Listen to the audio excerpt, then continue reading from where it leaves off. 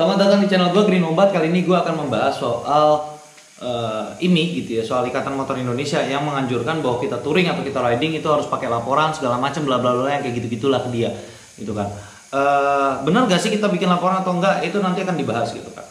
Tapi dari videonya, jadi gue udah coba ngontak IMI dan mereka nggak ada balasan, entah di Instagram atau di Facebook, dan mereka cuman ada nggak ada handbook. Gue nggak dapat handbooknya sama sekali, baik itu PDF ataupun buku kayak gini nggak ada. Jadi yang gue dapat adalah mereka ngomong lewat video YouTube, nanti linknya bakal gue taruh di kolom deskripsi. Kalau gue lupa silahkan diingatkan gitu. Cuman saran gue kalau lu mau nonton video mereka dipercepat 2 kali lipat gitu, karena space ngomongnya menurut gue cukup lambat gitu. Gue agak kesel. Oke, pertama dari video tersebut ada beberapa poin yang mau gue bahas soal grup riding gitu kan, grup touring, terserah lah. Mereka memfokuskan pada keselamatan berkendara ya, yang gue rasa itu nggak salah sama sekali. Terus yang kedua, mereka lebih menyarankan kalau misalnya kita touring beramai-ramai gitu kan, kita ada touring budayanya gitu kan, touring wisata gitu kan, kayak gitu-gitu, memperkenalkan wisata gitu ke orang-orang gitu kan, termasuk ke makanannya juga gitu. Jadi ada wisata kuliner segala macam kayak gitu. Jadi memperkenalkan budaya setempat gitu loh ke masyarakat gitu. Menurut gua itu nggak salah gitu, tapi kalau untuk diwajibkan gua rasa nggak bisa juga gitu, karena tiap orang beda-beda. Terus yang kedua, mereka itu memfokuskan pada mereka harus tertib terhadap undang-undang lalu lintas gitu kan. Itu kayaknya udah nggak perlu dibahas lagi gitu ya. Memang semua orang itu mau dia touring, mau dia sendirian, rame-rame atau enggak gitu kan, itu harus patuh terhadap undang-undang lalu lintas gitu kan. Nah ini yang penting adalah tidak ada strobo, so no strobo, no sirene, kalau misalnya memang lu bukan yang berwenang gitu loh. Bahkan kalaupun lu punya kewenangan menggunakan strobo, menggunakan sirene, tapi kalau tanpa keperluan, nggak ada strobo, nggak ada sirene gitu loh. Kenapa gue bilang seperti itu? Karena dampak dominonya panjang banget. Selama ini masyarakat Indonesia dibiasakan anak-anak touring entah pakai motor besar, pakai motor kecil, NMAX, Harley yang kayak gitu-gitulah, terserah lu maunya pakai motor apa. Mereka pada pakai strobo, mereka pada pakai sirine, minta jalan sama orang. Hasilnya apa? Yang kayak ambulan, damkar, yang mereka memang betul-betul membutuhkan sirine dan strobo, gak dikasih jalan. Kenapa? Karena masyarakat udah gak tahu lagi mana sirine dan strobo yang beneran buat emergency. So use your goddamn, tolong dipakai logikanya. Gue nggak tahu gitu, ada otaknya apa enggak gitu. Makanya gue bilang kita nggak butuh semacam ampas itu yang mereka pakai ambulan yang suka nerabas lampu merah itu loh, escort. Kita itu nggak butuh namanya escort ambulan gitu, selama masyarakat Indonesia sendiri sadar kepentingan publik gitu. Kayak misalnya lu ada ambulan harus dikasih lewat, lu ada damkar lu harus dikasih lewat gitu. Jadi itu gitu loh. Gue nggak senang pakai strobo, gue nggak senang pakai sirine. Motor gue nggak ada yang pernah pakai strobo ataupun sirine satu kali pun, sedetik pun nggak ada gitu loh. Jadi itulah, ini yang penting banget gitu. Jadi nggak ada strobo, nggak ada sirine, kecuali memang lu aparat terkait dan lu ada kebutuhannya gitu loh. Kalau nggak ada, nggak. Ini dari IMI loh. Ini dari IMI. Ini videonya ada, nanti ada deskripsinya. Bahkan mungkin kalau gue niat, gue download sedikit terus gue kasih tuh omongan dari IMI, Ikatan Motor Indonesia gitu. Terus agak kesel ya. Terus mereka cuma memberitahu kalau touring nggak harus gak ada informasi kalau kita touring berkelompok itu harus kontak mereka, nggak ada informasi itu. Cuman memang mereka bilang kalau untuk pelatihan keselamatan berkendara secara grup bisa kontak mereka gitu, and that's fair enough for me gitu kan. Menurut gua cukup fair. Kalau ada orang mau ikut pelatihan, kontak mereka akan latih, lu bayar, fair buat gua. Terus yang oke, langsung masuk ya. Saat-saat yang di video pertama kali adalah briefing gitu kan. Jadi kalau lu nggak tahu kayak gitu-gitu ya, lu bakal dikasih tahu gitu kan. Dan beberapa briefing ini ada beberapa yang perlu dicatat dari IMI, kata IMI ya. Yang pertama adalah absen atau presensi ya. Yang kedua adalah pematuhan undang-undang lalu lintas. Terus kemudian mereka minta jaga jarak aman, dan di sini ini adalah poin pertama yang mau gue kritisi. Mereka minta jaga jarak aman adalah 2 meter gitu. Sementara setiap motor itu kendaraannya beda gitu. Ada motor dengan jarak aman 2 meter itu cukup gitu. Kayak misalnya contoh lu riding sama motor Ninja 150 gitu, yang mereka punya braking powernya cukup atau stopping powernya cukup baik gitu. Jarak 2 meter itu bahkan kejauhan. Tapi kalau misalnya lu pakai motor-motor jenis Harley Davidson gitu, Vulcan, Rebel, trust me, 2 meters is not enough. Kenapa gitu? Karena memang mereka itu kecepatannya tinggi, motornya berat dan stopping powernya kurang gitu. Sorry to say, buat fansnya Harley, buat fansnya Vulcan, buat fansnya Rebel, Honda Rebel itu memang mereka gak bisa ngerem motornya gitu loh. Jadi menurut gua jaga jarak aman 2 meter kalau misalnya memang tujuannya keselamatan, gua rasa gak juga gitu. Terus bagaimana kita ini ya, ini gak bisa ya. Gua mengapresiasi ini yang mau bikin pemikiran seperti itu, gua mengapresiasi itu. Tapi mungkin jaga jarak aman kalau gua rasa adalah mungkin 1,5 kalinya motor yang dipakai gitu, walaupun mungkin rata-rata kejauhan gitu. Tapi ya itu lebih bervariasi gitu kan. Gitu. Terus yang kedua, yang ketiga, poin selanjutnya yang keempat adalah mereka memberikan apa namanya rute gitu, pengarahan rute gitu kan. Jadi gua rasa nggak ada yang salah sih dengan ini. Jadi kita ada briefing soal rute kita kemana, misalnya dari Karanganyar ke Jogja itu ada beberapa rute, bisa lewat arah Pacitan dulu, bisa langsung masuk Yogyakarta gitu kan, lewat Klaten segala macem. Menurut gua oke aja. Terus apa namanya, memang jadi ada kewenangan pribadi gitu ya. Gue mau ngikutin pace rombongan atau gue mau mecah dan lu pada touring sendiri, gue touring sendiri gitu kan. Nanti ketemu di tujuan segala macam, yang penting tujuannya sama juga gitu kan, nggak masalah. Jadi bukan touring berkelompok dong. Tapi ya gitu oke, nggak ada yang bisa gue kritisi atau gue ini, tapi ya gue netral lah gitu. Terus cuma di sini adalah harus berhenti setiap 2 jam gitu, di checkpoint gitu. Karena gue rasa pertama 2 jam itu kalau misalnya lu riding dari Bekasi ke Jakarta, lu belum tentu sampai ke kota Jakarta dalam waktu macet gitu. Jadi gue cuma mau menggambarkan 2 jam ini kondisinya seperti apa gitu loh. Jadi 2 jam ini bukan sesuatu yang jauh, enggak gitu. Gue dari 2 jam bisa, gue dari Karanganyar ke Jakarta bolak-balik gitu. Tapi kalau posisinya gue di Jakarta, di Bekasi gitu, dari Bekasi ke Jakarta 2 jam, bahkan belum tentu nyampe gue ke tujuan gue gitu. Jadi gue lebih menyarankan untuk istirahat, nggak tahu ya, tapi yang namanya istirahat ini kayak situasional, gue nggak tahu juga gitu. Jadi mungkin bisa dikatakan lebih ke bagaimana situasi di lapangan ya gitu loh. Nggak bisa juga kita pakai 2 jam gitu kan. Ya bisa aja sih, tapi kalau misalnya kita pakai 2 jam istirahat, jarak tempuh 400 km itu bisa waktu seharian gitu loh. Ya mungkin bilang, ya kan touring berkendara kan nggak mesti lu balap-balapan. Yes, that's true gitu. Tapi kalau misalnya kita sudah segala macamnya harus mengikuti aturan 2 jam tersebut, touring jadi akan susah gitu, karena setiap orang punya kepentingan masing-masing gitu loh. Dan gue bukan berarti mendukung orang yang kebut-kebutan di jalan terus kita harus sekali gas sampai, no, not really gitu loh. Tapi tolong lebih ke arah yang situasional gitu loh, di penjelasan gitu kan. Mungkin kayak misalnya checkpointnya bukan ke sana gitu loh. Mungkin bisa lah ya di agak panjangin gitu ya, 3 jam atau mungkin kalau yang memang umur anggotanya masih muda-muda gitu ya, bisa lah straight 4 jam gitu loh. Tapi kembali lagi ini institusional gitu. Gue sendiri pun istirahat gitu. Biasanya gue istirahat itu per gue riding, bukan per gue riding sih, tapi ya kadang-kadang gue istirahat gitu, kadang-kadang enggak.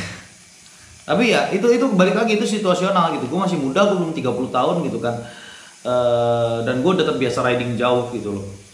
Jadi balik lagi ya, itu situasional, dan gue rasa nggak harus 2 jam juga gitu. Karena kalau kita stick terhadap 2 jam ini susah banget.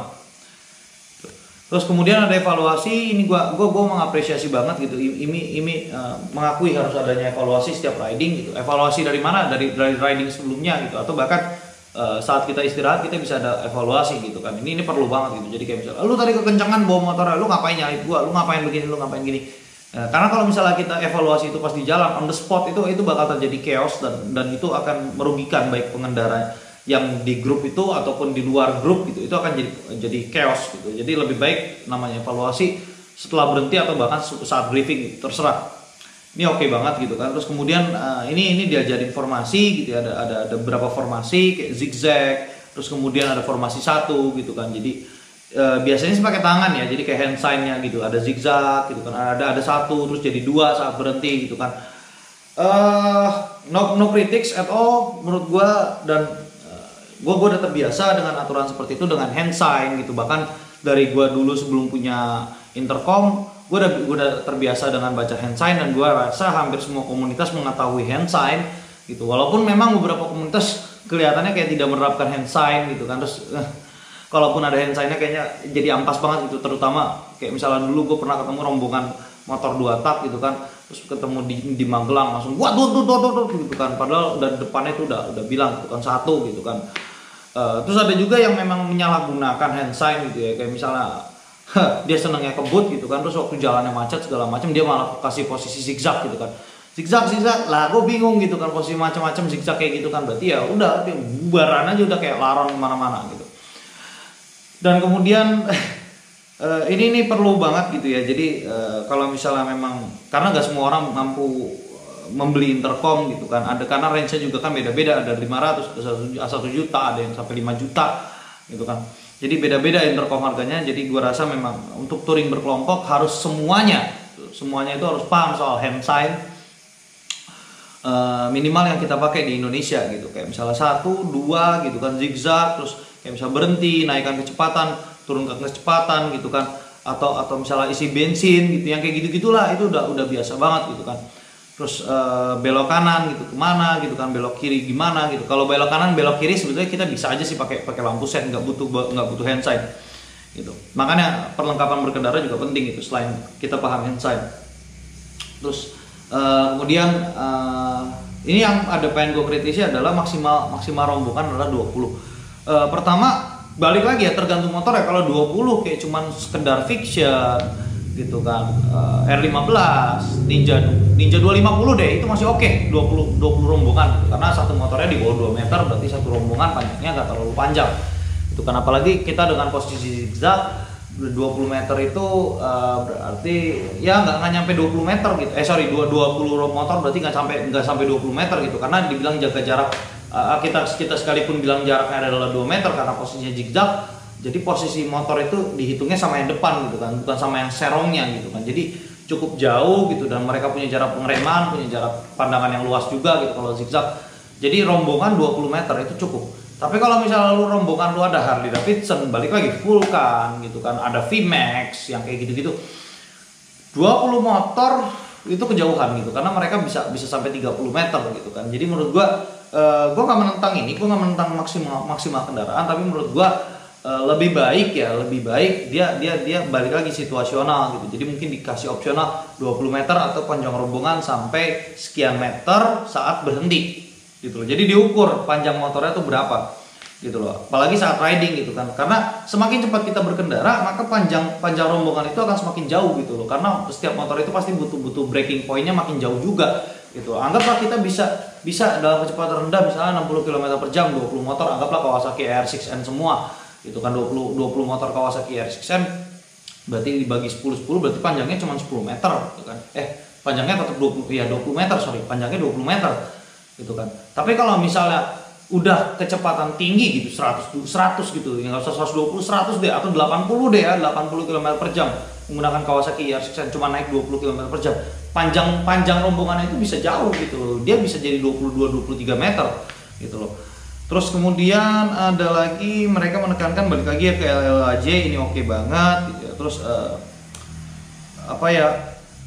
ya paling nggak ada yang ini sih.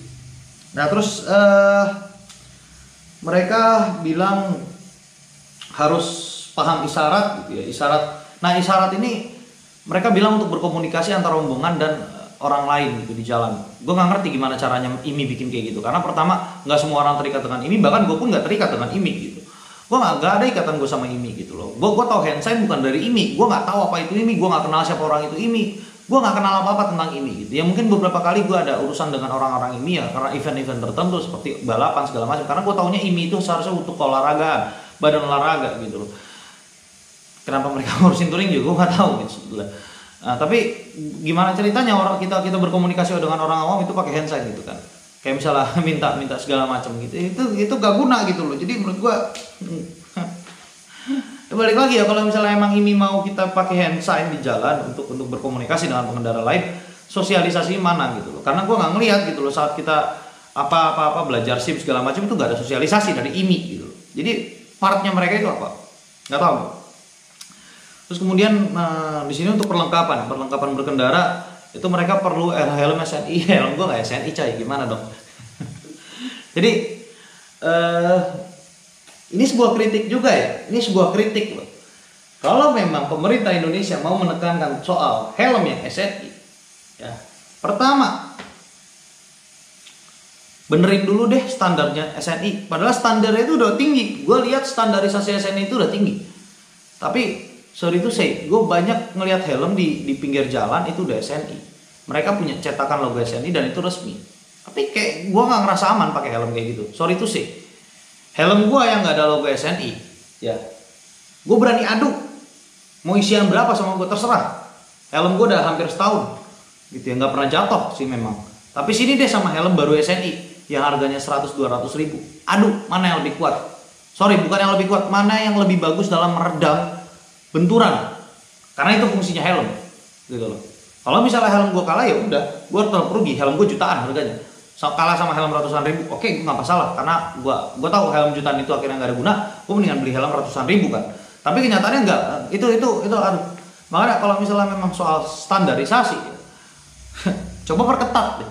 Coba perketat yang namanya standarisasi helm standar nasional Indonesia. Karena kalau lo mau pakai standar itu harusnya pakai ini juga. Bukan cari cuan, ya. Itu. Jadi soal helm SNI itu kenapa harus pakai pribadi? Karena helm itu sebenarnya helm itu nggak ngaruh. Mau lu pinjemin ke siapa, tuh nggak ngaruh. Selama memang ukurannya pas. Gua ukuran helm gua Eurofit, gua ML. Gitu loh. Dan gua kalau misalnya mau pakai helm temen gua Eurofit ML juga pas di gua, misalnya sama-sama AGV gitu kan. Ya nggak masalah gitu loh. Selama memang helmnya pas gitu. Dan helmnya nggak pernah jatuh, nggak pernah apa gitu kan, yang kayak gitu-gitulah. Dan itu kelihatan banget kalau helmnya udah pernah jatuh atau bekas dempulan, itu kelihatan banget lah, apalagi kalau lu pakai helm karbon. Gitu. Terus yang kedua, jaket. Mereka harus minta jaket yang ada jaketnya aja gitu, nggak ada tulisan protektornya di sini. So it's okay, karena kalau misalnya lu beli jaket yang ada protektornya lumayan mahal. Tapi gua memang lebih merekomendasi jaket yang ada protektor. Tapi kalau itu dijadikan aturan atau standar untuk touring, gua rasa nggak bisa gitu. Karena balik lagi, nggak semua orang itu mampu untuk beli jaket mahal gitu loh. Kalau lu protes harganya ada yang cuma 500.000, 600.000, lu gua geplak gitu. Kenapa? Belum tentu semua orang punya duit spare 500-600.000 untuk beli jaket. Terus yang kedua adalah sarung tangan. Sarung tangannya harus ada pelindung di dalamnya gitu kan. Nah ini yang gue bingung gitu, sarung tangan yang harus ada pelindung. Gimana ya? Ya memang si sarung tangan memang sudah cukup murah gitu ya harganya. Ada yang cuma 100.000 dan dia ada pelindung gitu. Jadi gue agak gimana gitu. Tapi kalau untuk diwajibkan gue nggak tahu gitu loh. Ya mungkin kalau untuk sarung tangan di bawah under 100.000 masih oke lah ya diwajibkan gitu loh. Tapi di sini celana touring itu nggak ada yang murah. For your information, celana touring itu nggak ada yang murah. Sekalipun lu beli KW, ya sekalipun lu beli KW celana yang ada protektornya dari luar, kayak dari Cina yang murah, katakanlah yang murah, nanti lu bakal kena pajak segala macam, ujung-ujungnya itu celana harganya kenanya jadi 1.500.000. Terus lu beli buatan lokal gitu, itu nggak murah, tetap harga celana protektor itu. Kita bicara produsen lokal pun yang ada di Bandung itu harganya mahal boy. Itu lu bisa kena 2 juta gitu loh. Terus kalau orang yang mau riding berkendara jauh terus wajib pakai kayak gituan gitu kan. Apa lu gak kasihan?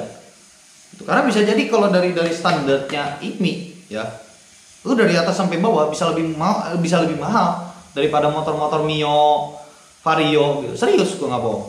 Itu aja 2 juta jaket, 2 juta celana gitu kan. Sarung tangan 500, lumayan lah gitu, belum termasuk helm.